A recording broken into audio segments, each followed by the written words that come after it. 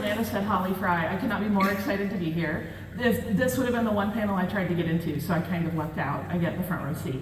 I am about to be joined by the amazing team that put this incredible experience together and enriches my life and probably all of yours if you're sitting here. So, if the illustrious herd would like to come out, we are going to start with Mark S. Miller.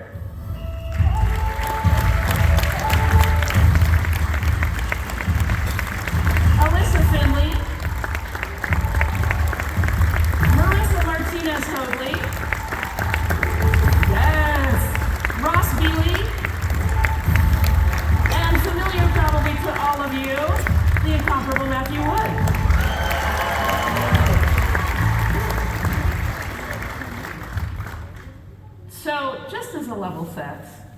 Alyssa, will you just explain to us what Tales from the Galaxy's Edge is? Yeah. In case anyone doesn't know.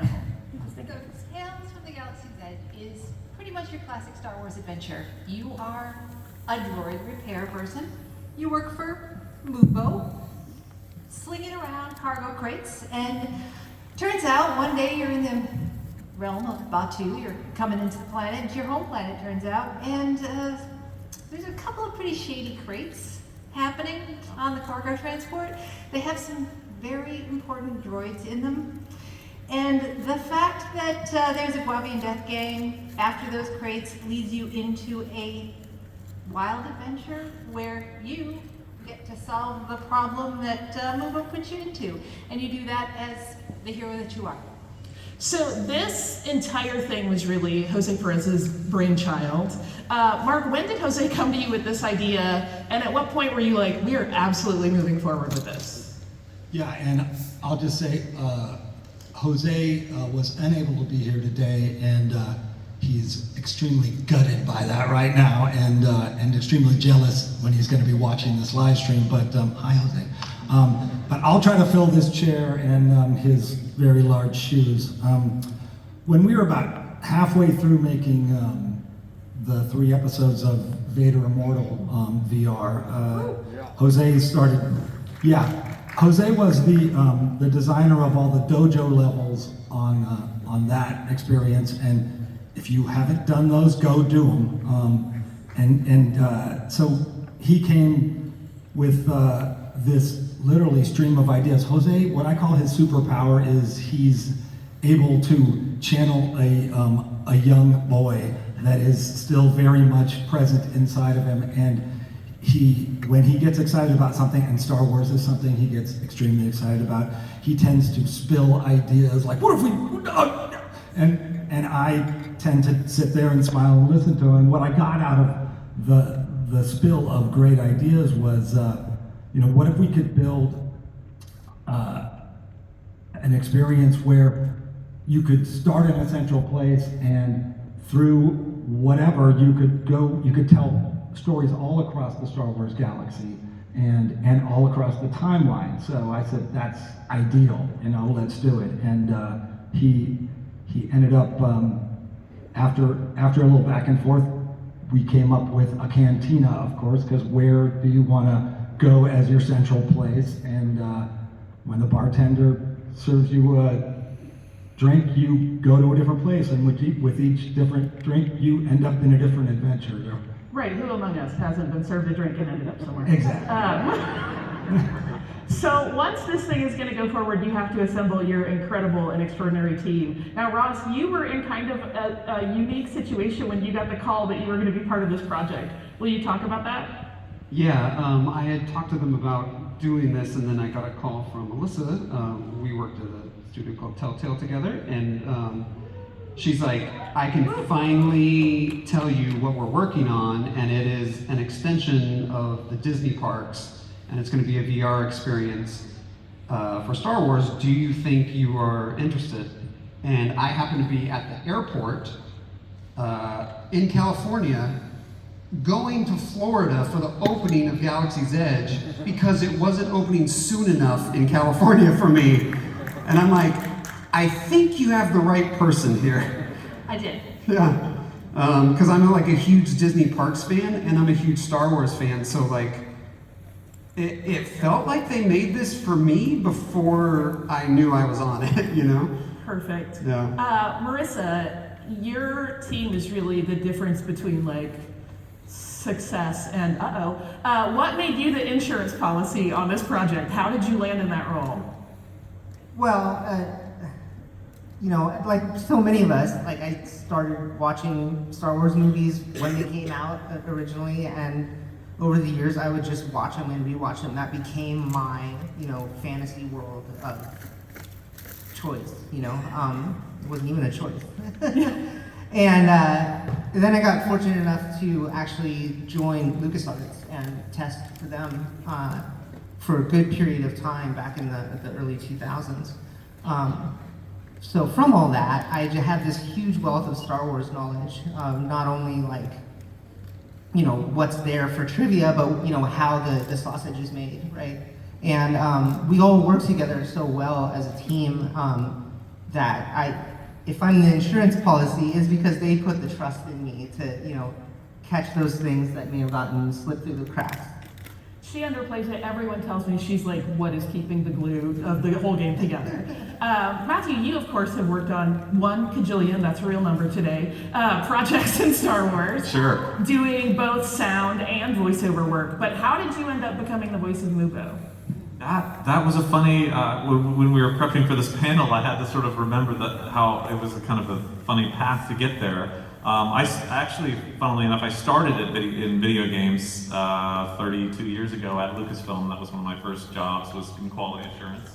And I know how much it takes to do that. And, but when I was presented about the project, and first of all, ILMXLAB is one of the most exciting divisions of our company right now. It really takes the ingenuity of new technology and merges it with the creative and the amazing writing skills, and to put you in the seat of being part of Star Wars, like literally inside of it. And that's an emerging division that we've had in our company for I can't remember how many years now, but it's been 7. Okay, yeah, time flies. But like, I always go over there. I'm always poking my head in to see what my colleague Kevin Bolin is doing in there. And when I heard that they were making this game, I think I had provided some temp voices, but then when I looked into the Mubo character, I recalled that in Revenge of the Sith, there was a scene where Obi-Wan Kenobi is talking to the inhabitants of Utapau, and there's these little teeny aliens that are running around gassing up his vehicle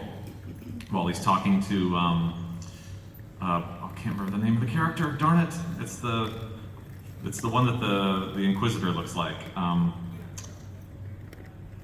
Tian Medon, thank you. Yeah, so these little guys are walking around, and Ben Burt and I had made these little sound effects for them that we were kind of like, merp, merp, merp, merp, and that was all they kind of heard. And so when I got called by Disney Parks to come in and do some voice work for them, and it was a whole plethora of things that were going to go into Galaxy's Edge. And so my colleague David Collins and I went in and started providing all these voices, and one of them was for the Droid Depot voice, and it was going to be an Utai. Is that what they call it? Yeah, Utai alien. So I was like, I played one of those in Revenge of the Sith, and so we kind of riffed on that kind of thing, but we did it with language, and some of that ended up in their interactive experience there. So when it came around to do Mubo, it was like, well, yeah, sure, I voiced that. I voiced those kind of characters, but now he's speaking English with some amazing lines, and it was going to be an interactive experience.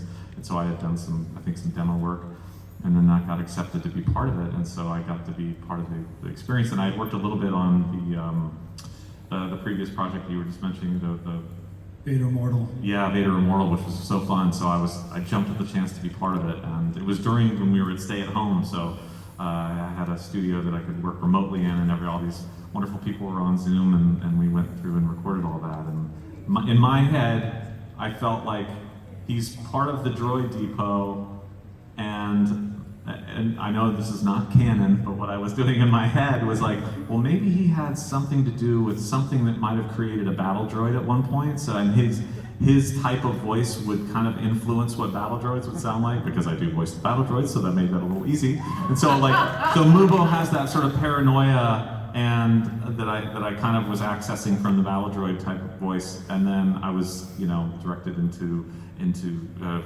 telling the story, which I love the story of this, the chapters that we've done for this. So it was a really wonderful process to be part of, and to come back and do multiple records and reads for it, and then to see it embodied in the VR experience was a thrill for me. So once you had astonishing dream team assembled, I heard that you guys got to go do basically like the dream of Skywalker Ranch and have a huge meeting that laid all of the groundwork and the foundational elements for this. I want to know every single thing that happened. We have like months to talk through this, right? So I want to know what that's like when you get there. How does that meeting play out? And really, what did each of you come away with that was like your kind of driving lodestone for the whole game? All right, well, I'm going to start. There's a gate, and you have to get through a gate to get to the ranch. It was amazing because this was my first thing with ILM, and so to be able to go to Skywalker Ranch is like, how amazing is that? And not only that, then we met Matt Martin from the story group. That was my first meeting with him. Bobby Moynihan was there, who was voicing Cecil Slack. And, if any of y'all are writers out there, the imposter syndrome was super real during that experience because I was like, what have I gotten myself into? What is this? They're gonna find me out any moment now. But it was great because we could just sit around and talk about Star Wars and who Cecil Slack was and really kind of find some footing for all of that in what is like one of the most hallowed retreats in all of entertainment, and we got to tour and like see a bunch of the like props from the original films, and it really provided a grounded feeling of like what we were doing and contributing to Star Wars. I love hearing him say that because for me it was kind of like I woke up and said, oh yeah, I'm going to Skywalker today. I wonder what's for lunch. And, So what was for lunch? No, I think it was chicken. We did have a great roundtable of people. Gary Rydstrom joined us, who's great at helping break story and thinking about it, both from a sound and character and all of the above. So we kicked things around and got to know Bobby a little bit too. So great day. So you guys, of course, had a really strong sense of needing to tie everything back to a pre-existing physical space, which is Galaxy's Edge, of course. But Tales goes to places that you can only go to in VR, both on Batuu and very much not on Batuu in some cases. Alyssa, what was that like to kind of develop that list of environments, knowing that you needed to drive the story forward, but you also still have to keep it tied to this very real place that fans can go experience and need to be able to connect the dots, sort of? We did a lot of research on the biomes, and I say that facetiously, but actually our environment team and our art director did do a ton of research on the biomes to make sure that we were building a space that felt like the rest of Batuu, that you just have not been able to walk out to and go to yet. And I think one of the most important aspects for us was being able to ground the cantina, this starship that Cecil Slack converted into a cantina, but can also fly away. Figure out where exactly that was located so it would have a great overlook onto the park itself. And then from some of the spaces, as you walk out into the wilds, you can look back and see the park. You can see, the spires, and you can get a view back onto where you came from, and really pull those two things together. So it was an incredible experience. And Scott Trowbridge and his team from the parks really helped us and loved the idea from the start. And he was a great fan of it and kept us on point about all that stuff. We're always looking for ways in our stories to connect to other parts of the Star Wars galaxy and other, in this case, physical places that you can actually go. So we got a chance to extend Batuu, and it was fun.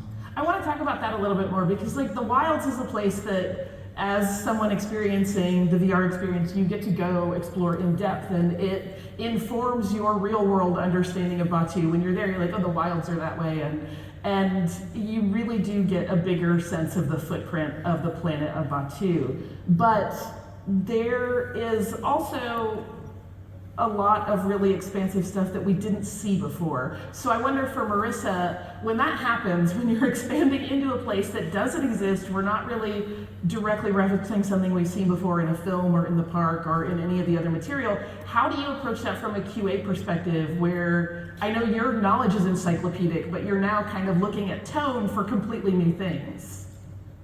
Right, yeah, I mean, I take all of that previous knowledge, testing Star Wars, and you know, our teams, they're all super Star Wars fans too, so they put a lot of research and a lot of work into developing our, you know, our gameplay and the worlds. So, you know, I bring that as well, and then, you know, just look to make sure that we're not missing certain things, you know, like, oh, are the scan lines on the holograms, you know, horizontal or vertical in this period and era? Should we change them? You know, and ask those questions. Like I had noticed that we were missing I have a very bad feeling about this moment. And so I raised the question of like, is that something that should be in our game? Because it was always in a LucasArts game, you know, and it was always, so that was something, you know, you just apply that knowledge that way. I love it. And then I got to write that line. Yeah. This was an easy line to write. Yes! Mark, I want to ask you a little bit about Cecil Slack because he's the linchpin of this entire story. Can you talk a little bit about how that character developed, working with Bobby Moynihan on it, and what he ended up adding to Cecil Slack? Because it becomes very much a meld at that point of him and the work that you guys did. Well, when we decided to set a lot of it in a cantina, we knew we needed a bartender, and this is not Olga's Cantina where everything's nice. This is the dive bar equivalent of that. So we needed a dive bar bartender, and when we were doing the Chicago Star Wars celebration, I forget what year that was. 2019. We were out there doing some demos for Vader Memorial, and Bobby had come by and done our demo, and we met him, and he said, you know, I can't believe Maya got to do this. I can't believe she's in your thing. Why am I not in this? I want to be in this. I will do anything. I will play a garbage can if I need to. Just put me in it. So he was already doing a couple animated characters from the series, but so we said, let's create this character around Bobby. So literally, that's why he was in that first meeting. We knew it was like, and you know, we came up. That's why, you know, one of his eyes doesn't work so good. He's got 5 other ones. It's not a bad thing, but we wanted him a little beat up. And even on that first day, Bobby started doing a couple voices, and then he kind of got into one, and we looked at him and went, you know, that's probably the one. And usually you do a bunch of test records and stuff like that. He nailed it at the table, and then it just made this huge, imposing guy behind the bar very much more accessible than he should be, and so he can be your buddy very easily. So that was fun. Matt, you're in this interesting position because Mubo existed in theory before this. Yeah. Right? Did you guys know that if you've eaten a Ronto wrap, it's because he programmed that droid to roast meat? That's what's up. Similarly, he reprogrammed DJ Rex. So it's a character that has existed, and some park visitors might know about it, but we had never seen him. We had certainly never seen him speak. So I wonder for you, what's it like to go into a character where there's established lore, but there's also an oddly blank slate?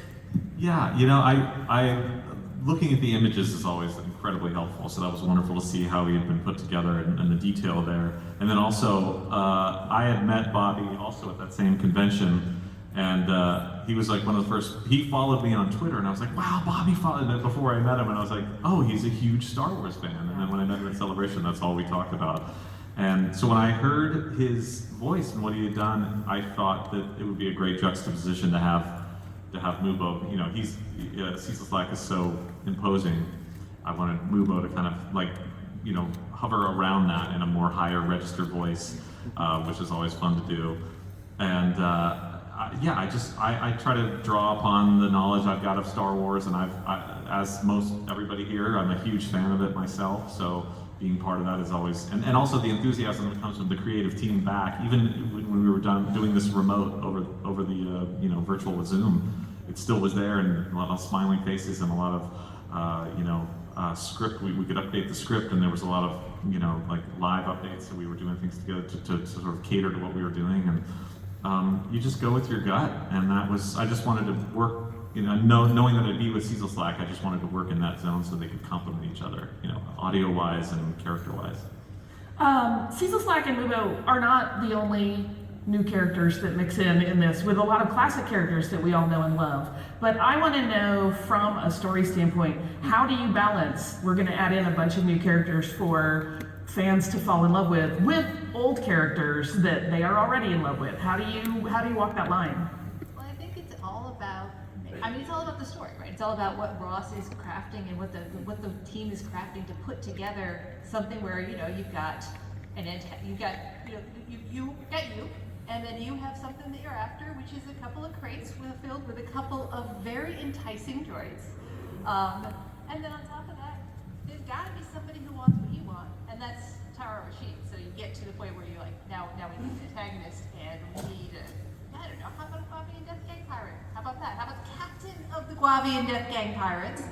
And once we had her, we talked to Deborah Wilson about doing her voice, and boy, did she bring it to that character. Boy, did she bring that character to life. But I think it's really just about looking at what are the aspects of the story, who's doing what, and how do we put it together into a delightful mix. Yeah, it's also like, timeline of stuff of like the characters that exist in that timeline and who would still be active and stuff like that. But I think it's just kind of comes down to your gut about the balance of it, truly, of like, you don't want to, you want to say your own thing, but you want to have the touchstones at the same time. Yeah. Your gut and great writing and great acting, Deborah. Yeah, As you were saying, knocked it out of the park. Deborah really, smashed that, and really brought some kind of extreme villainous lines to life, that otherwise would have been maybe a little over the top for some other actor, but she just like crushed it. One thing that's amazing in talking about all this voice work is that, when you're in that experience, you're playing and it's incredible and you're exploring, and then you hear Frank Oz.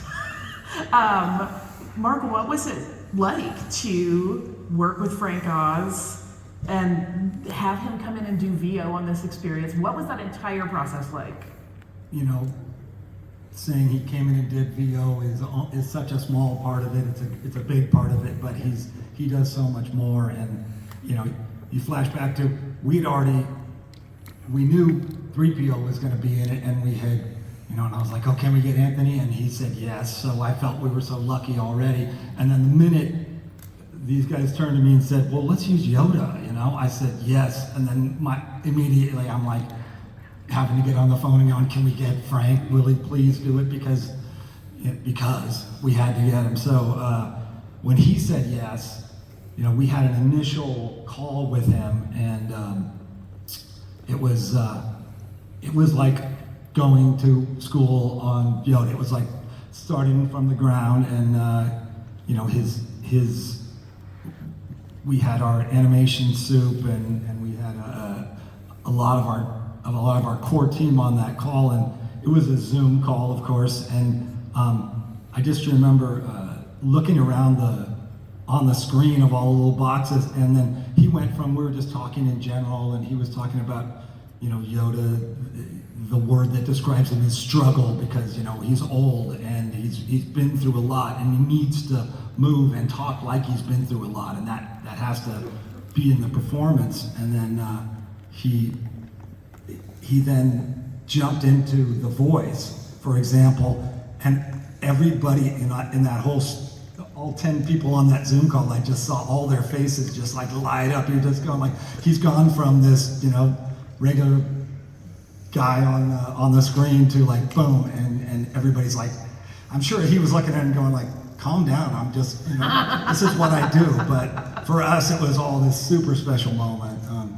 Speaking of super special moments, though, Ross, you found out that you were going to get to write for Frank Oz and Anthony Daniels, for characters that you loved deeply. Did your inner child lose his mind? Yes, lost all sorts of minds. It's it's really it's still a weird thing when you say that. I'm like, no, Frank Oz? No, that couldn't be possible. But it's amazing, because like, you hear Yoda so often, but like, you never, I don't know, to try and actually express new things in the Yoda voice with the Yoda syntax and all that stuff is like, it's actually a weird balancing act, that like, it's a tightrope walk. But Frank was amazing in like kind of like guiding us through that, and some of the lines were, he would nip and tuck here and there and just really dial it into that like true Yoda essence, and that was amazing. And same thing with Anthony. When I learned that, I went back and I reread every single C-3PO line in all the scripts. Like I found them all online and I reread them. And it struck me on how like cutting C-3PO is in the original trilogy a lot. He's like he can be he's just like very curt with R2 a lot. Snippy. He's very snippy. Yeah, snippy and snarky and like all those like really wonderful things. And so I was like, ooh, I'm gonna try and bring that back as much as possible, Yeah. And when we got on the call with him, he gave me, I think, maybe one of the most like profound compliments I've gotten in my career so far. He was like, I didn't have to rewrite these very much. And I was like, nailed it there. Having Matt on our team, we were very fortunate too, because he has experiences with both Frank and Anthony before this, so we'd be able to, instead of doing these cold things, you'd at least be able to get on the screen with them and then go like, oh hi, so You're the bridge. yes. Yeah, that was fun for me. Frank, it's a testament to the show too, because certainly Frank and Anthony, we could have had sound alikes do it, but they both wanted to be part of it. They both loved the script, and when we came and we did the recording, I've worked with Frank and Anthony a ton of times, and so it was just great to have immediately off the bat. I remember during the recording session, Frank just cut the tension by like completely insulting me in the first 5 minutes or something, because he's always like, good to meet you, nice to see you again. I don't know why Matt's on this call.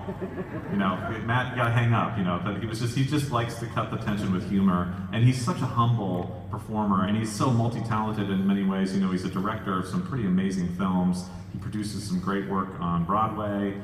He's been part of Lucasfilm forever, and George Lucas and him are contemporaries, and to have him be part of it, and to the instant gratification of being able to act and try to push story forward with your voice, and he certainly dove into it, and he's so humble. He's very self-critical about the line, so if he doesn't feel it's right, he'll be like, oh, that was terrible, and you're just sitting there in awe of his character, like we all are. We all grew up with Yoda. Everyone loves Yoda and 3PO. So to be part of that experience, it is always surreal, because I'm sure we're the same generation. We both grew up with this in our DNA of Star Wars, and now to be able to participate in it in some form that's going to be creatively made and out into the zeitgeist, into the public for people to see is amazing. It feels like you're giving back in a way. Yeah, I always just think like, because I was a child sitting in the theater watching Empire, and like to think that if someone would have told me, hey, 20, 30 some years from now, you're going to write lines for not only just Yoda, but the person who's actually voicing it in this film, is like, I still am like, that probably didn't happen. This is a fever dream of some sort right now. Love it. Speaking of fever dreams, though, Marissa, you walked Frank Oz through like doing a VR experience remotely. Nerve-wracking? If it's nerve-wracking, it's because I just brought that with me to the experience, because it's my job Only when you take to the video. expect that if something's going to go wrong, it will go wrong, right? But like Matt said, he cuts the tension, and he's very welcoming, and I was just blown away, because usually my position is very behind the scenes, working with the development teams closely, but I never really tend to meet the acting talent, right? And so to be there with Master Yoda, and see him, to be there with Frank Oz, actually, and to see him looking at a digital representation of Yoda moving around and acting around right there in front of him, and he was leaning in, you know, looking at from every angle, and just like really appreciative of the work that we had put in, at how authentic we stayed to his, you know, expectations of what Yoda should be, and Most charming thing. yeah, it was really cool. One more thing I'll say to that is that Frank, I think he considers Yoda to be an actual being, a person, and he's embodying that. He's been given sort of the privilege to be able to be that vessel for that character, for what George Lucas created, and he has the understanding, which we all do, which is an amazing part of working on Star Wars, that it's bigger than all of any one of us. You know, we're all just contributing to this I don't even know what to call it, this universe, this celebration of what Star Wars is, and we want to put our best foot forward, and we usually can end up getting a really good team for that, because you have a lot of people that this is their dream to be part of it, and we're all in that same place, and everyone knows it's bigger than any one of us, and that's the best part of working on a Star Wars show, and even Frank Oz feels that same way, so it's all of us. Yeah, and when he tells your team that they got it right, that's Yeah. about the best Yes, that's a wonderful possible. thing. That was Instant dopamine rush. Yeah. So the second installment of Tales is, of course, Last Call, and it takes its place I never would have envisioned. Mark, for one thing, I want to know at what point was it decided Cecil Slack is leaving the bar? Like, he's going to come out from behind the bar and have wild adventures of his own. Well, we were having too much fun with Bobby, so we knew we wanted to not just see him anymore when we went back to the cantina. So, and we also needed a way to really to drive the story along and a big conclusion. And it really hammered the stakes way up to all of a sudden open that door and not seeing him for the first time manning the bar. Manning's the wrong word, but he was, you know, to then know that you had to go help him and that he was in trouble and that you're going to go on a quest to actually save him really broadened the appeal for everyone, because you end up being buddies with him. You already love him by that point. There are a lot of new characters in this, but one thing that I want to go to is talking about a character visitors to Batuu know really well, in theory, Dokkandar. But if you go see him in his Den of Antiquities, he's not very chatty at all. Whereas in the VR experience, you almost can't shut him up. What was it like to actually find his voice or voices? Ross and Alyssa, like, how did you develop that? Well, Ross speaks fluent Ithorian, so we started with that. No, I mean, actually, we had the voice because Corey Rouse, who does the voice in the parks, does the voice, and knew what Doc, both himself and his translation droid would sound like. But in terms of fleshing out that character, I think Ross can really speak to that. Yeah, I mean, Doc existed in a few comic books, and I think one of the novelizations of Black Spire Outpost before, but it was very slight, so it's kind of the same with the Mubo, where it was like, you have this idea, but it's kind of blank slatey. So we really, the goal was really to like round out the character as much as possible, and you know, story group helped a lot in that, and you know, you kind of pitch out ideas and you hone in on one, and then you know, we decided we wanted to fill out his backstory a little bit, because it's like, well, okay, he landed on Batuu, and then what? You know, and then how did he rise to be what you see in Black Spire Outpost? Like he has this whole Den of Antiquities and runs that scene. So we gave him, you know, this early partnership that went sour for, you know, some character reasons that we felt were really strong, and gave him a little bit of learning in it, and which I really like, because he can then, in that scene that he finds out about the object that Deke had taken from him, he tries to pass that knowledge along to Lens right in that moment, and you know, stuff like that just gets my writer brain going, because you're like, ooh, and this person can do this thing, and then they grow, and they're trying to make this person have their own arc. So it was very fun, and Corey was very appreciative that we kind of really fleshed out Doc a little bit. Plus, I mean, it's so cool having an Ithorian Yes. being in your scene, right? I mean, it's one of those things that makes it have that classic Star Wars feel because it harkens back to the first time you saw an Ithorian in the cantina, right? And so it's just great. And I totally want to have his translator droid like on my desk with me while I'm at work. Yes, We please. need a prop for that. So we have already talked a little bit about the stories that happen away from Batuu, the tales that are part of this much bigger galactic story. What made these the right stories to tell inside the framework of a Black Spire Outpost bartender just kind of chatting up customers?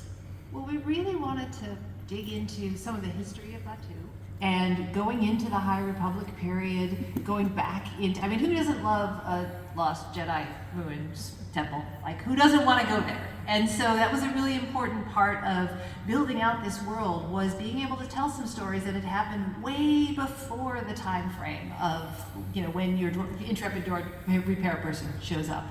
And that led to the story of Addie Sun Z and her having the worst day a Padawan has ever had, really, but also the best day because she gets a bit of a rescue from Master Yoda. And we also wanted to make sure that we brought that space forward and let you, the player, in real time, get to those Lost Jedi ruins and poke into them yourselves. So I think it was, the tales really are trying to transport you into the world that Cecil Slack sees, and into the stories that he has experienced and really lets you see different aspects of the Star Wars.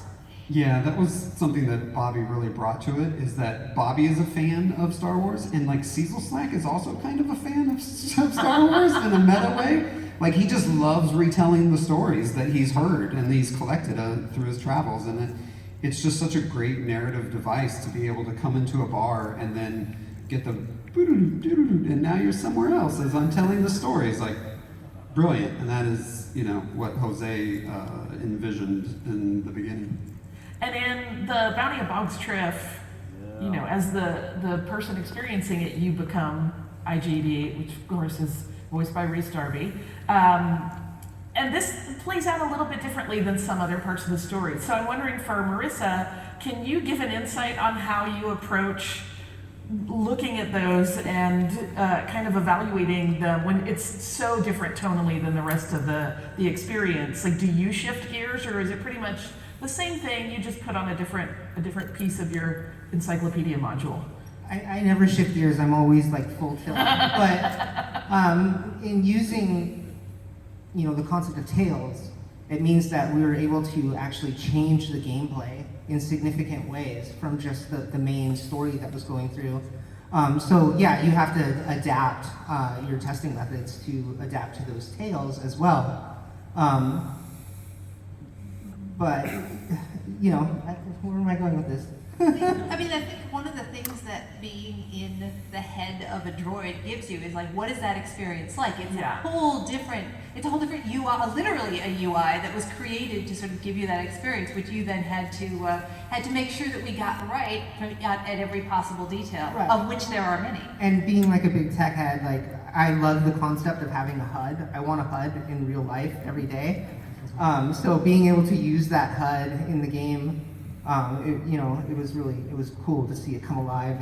It feels really neat in VR. Yeah, and I just want to give a shout out to Ian Bowie, who's the designer on that, who he and I worked a lot together on bringing that, building that experience, and it was his brilliant idea that we should get another Kiwi after Taika voiced IG-11. Yes. That we should get another Kiwi for ours, and that's how we got Rhys, and it was just chef's kiss.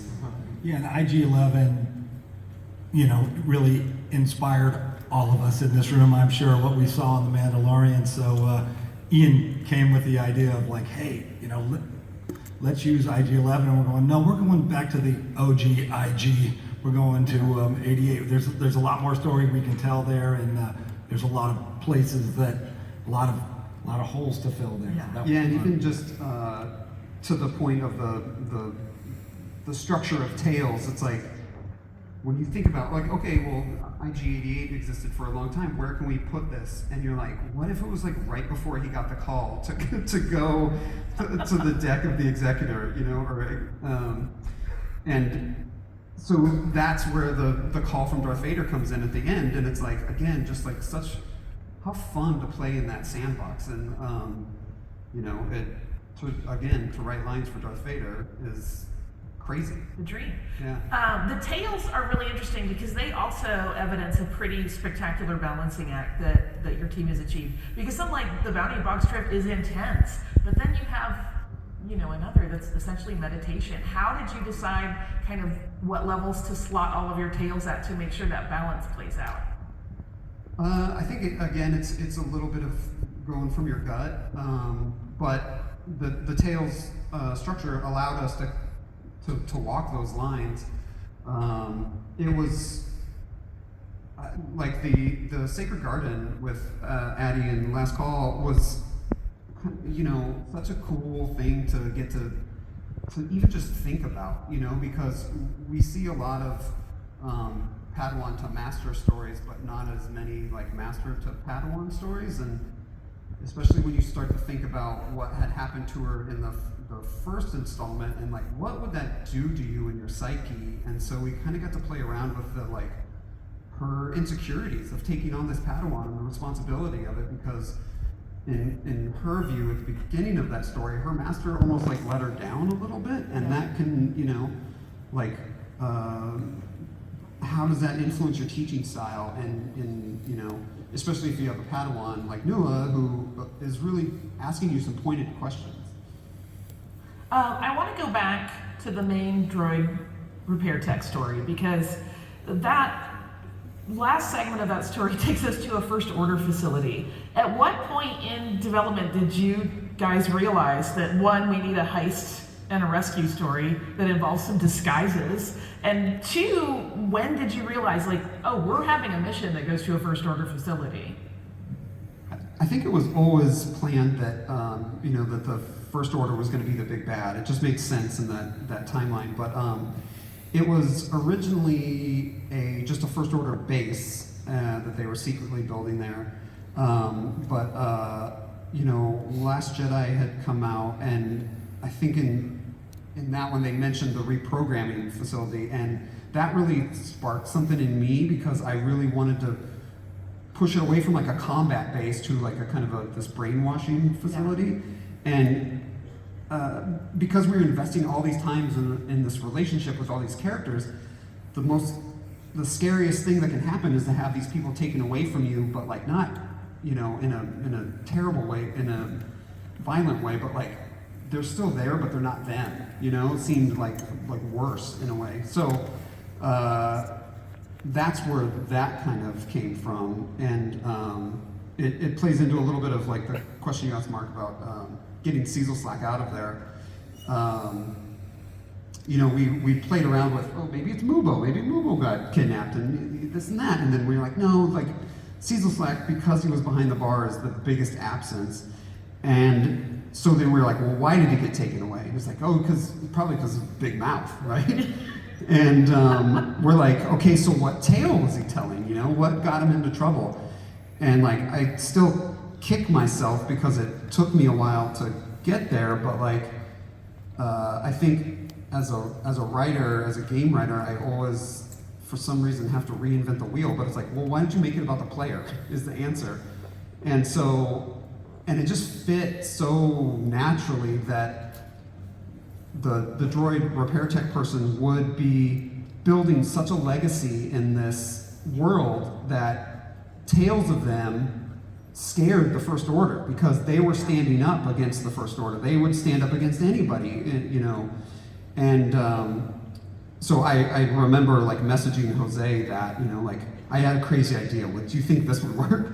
And he's like, that is absolutely what we should do. And then soon after that, it was like, oh, and then that should be a replayable tale that, you know, because it just makes sense that Tales from the Galaxy's Edge, you end up being part of the legend. And it just worked out so great. And from the start, when I think Jose had the idea of, you know, what if we could, you know, who doesn't want to disguise himself as a stormtrooper and sneak through a First Order facility? So we're all like, yes, please, I'll do that. So the great moment when you're playing through, when you open this crate in the picture here, and you realize you get this helmet and the gloves, and you're like, yes, when you put it on, and look down, you're like, I'm a trooper now, and you can choose to sneak your way through there or kind of run your way through there. So. Right, all of the style, none of the moral trickiness of being a bad guy. Alyssa, I don't want you to give away too much of the end, just in case anybody hasn't played through the Droid Repair Tech story, but there is a wrap up to it that is so much in line with the DNA of Star Wars in terms of this idea of found family. What made that, for this team, the right way to wrap up that incredible story? I mean, first of all credit to Jose on this one, because this is the 10-year-old Jose telling the story of his dreams, and the story of his dreams has to end this way. But one of the things that happens in Tales is that you start out by yourself and you end up with a group of friends. You end up with a group, you go on a journey and you do some hard stuff and you face some obstacles and you surround them. And I think that is the story of Tales, is the story of all of us, is the story of making Tales, and growing that friendship and that value and that self with the people. And really it's the friends that you make along the way that makes everything we do worthwhile, that reminds us that not only can each of us be a hero, and I think we need heroes right now. Each of us can be a hero, but together we are incredibly strong. And I think that was the biggest message that Jose wanted Tales to tell. And it's so powerful. There's, again, without giving too much away, as you're standing in that space and you start to see Mubo is there and Cecil Slack is there and everyone's there, and it feels better than any family holiday dinner you have ever been at. It's such a good feeling, and it's so heartwarming. My holidays with Hondo. Let's not forget Hondo. Hondo was there too. Right? Listen, everybody's got that uncle, right? And he's usually in the refresher when you Right, 100%, 100%. I mean, I would have holiday dinner with Hondo in a New York minute. I feel so lucky to have gotten to have this conversation with all of you because, like I said, I would have tried to get into this panel if I were not hosting it. So, Tales from the Galaxy's Edge and Last Call currently available on the MetaQuest store. And if any of you are lucky enough to either live in or be visiting Orlando, Florida between now and June 21st, July 21st, I got that wrong, you can head over to Disney Springs and you can do a preview of it if you haven't done it yet. That is at the MetaQuest virtual reality experience featuring Star Wars Tales from the Galaxy's Edge. If you want more info on that, just go to disneysprings.com/MetaQuest and you'll get all of the info. There is also going to be another incredible XLab panel tomorrow. Marissa, you are on that one. It is about the women of XLab. Will you tell us what is in store for all of us there? Yeah, I'm lucky enough to be on 2 of these, and tomorrow I get to join some of my colleagues to discuss our jobs and the great things that we do at ILMXLAB. I'm so How excited. much fun it is to do them. Exactly. Yes. And again, thank all of you because you're making our lives more rich in a way that we never anticipated. And this is also the technology that's going to be so key in our lives in the future. So personally, thank you. Thank you. Yeah, thank everybody. There is out also, there. again, seriously, thank these people. Now is your time.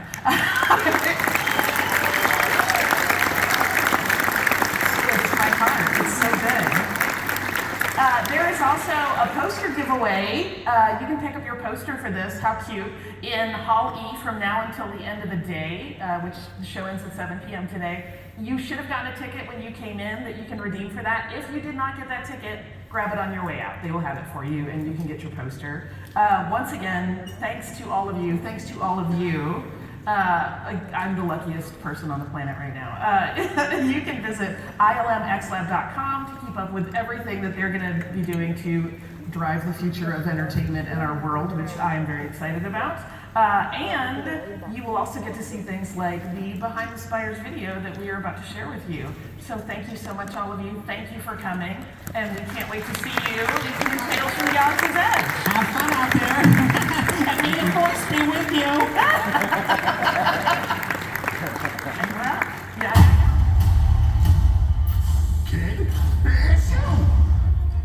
Last call Memorial is another swashbuckling adventure in Star Wars Tales from the Galaxy's Edge. Our adventure picks up right after part 1. You are a droid repair person, and you have gotten yourself into a sticky situation where the entire Guavine Death Gang is after you. You show back up in the cantina, and immediately Dokkandar enters the bar, and he has a job for you. I find myself in need of a pair of capable hands. Bringing Dokkandar to VR was super fun. So we actually went down to Galaxy's Edge and we looked at the animatronic that they have. We treated that as our ground truth. Batu has its own backstory, and it's all based off of what is happening in the parks. And then we just take that and expand upon it. So once you play the experience and you go back to the park, you can sort of think, okay, over there in the experience, that would be where those ruins are. Some of the new environments that we have are the Lost Jedi ruins, so it gives it a little bit more of that Indiana Jones vibe combined with Star Wars, which is really cool to see. Never too old to be a student, that's what I always say. We had learned a lot from the first outing in Tales from Galaxy's Edge, and we really wanted to make sure that players, when they went through this time, were going on more of a roller coaster adventure. Surely we can count on you now. All your friends are back. C-3PO, R2-D2, Cecil Slack, and you've got some new friends that have joined up with you. Hondo Ohnaka, of course, is a huge fan favorite. An excellent choice. There's something so cool about being able to stand, 5 inches away from Hondo Ohnaka while you're in the cantina with him.